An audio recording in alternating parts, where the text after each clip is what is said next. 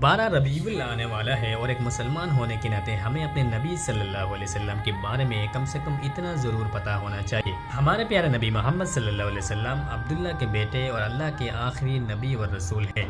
आप सल्लल्लाहु अलैहि वसल्लम मक्के में पैदा हुए और बचपन से ही आपकी ज़िंदगी में बहुत से इम्तिहान आई है। आप सल्लल्लाहु अलैहि वसल्लम की सच्चाई और अमानतदारी की वजह से लोग आपको एज सादिक अल अमीन कहते थे और 40 साल की उम्र में गर-ए हीरे में आप सल्लल्लाहु अलैहि वसल्लम पर पहली वही नाजिल हुई और अल्लाह का पैगाम दुनिया तक पहुंचना शुरू हुआ। आप सल्लल्लाहु अलैहि वसल्लम ने मक्के में इतनी तकलीफें सही है हिजरत की और मदीने में इस्लाम का पैगाम फैलाना शुरू किया था। लेकिन सबसे खूबसूरत बात यह है कि और इतनी मुश्किलों के बाद भी आप सल्लल्लाहु अलैहि वसल्लम ने रहमत, सब्र, माफ़ी और अच्छे अखलाक का रास्ता कभी नहीं छोड़ा था। तो सिर्फ नबी सल्लल्लाहु अलैहि वसल्लम का नाम लेने से ही मोहब्बत नहीं होता है, उनकी सुन्नत को अपनी ज़िंदगी में लाना ही असली मोहब्बत है। अल्लाह हमें नबी सल्लल्लाहु अलैहि वसल्लम की सच्चाई, मोहब्बत और सुन्नत पर चलने की तौफीक अता दे।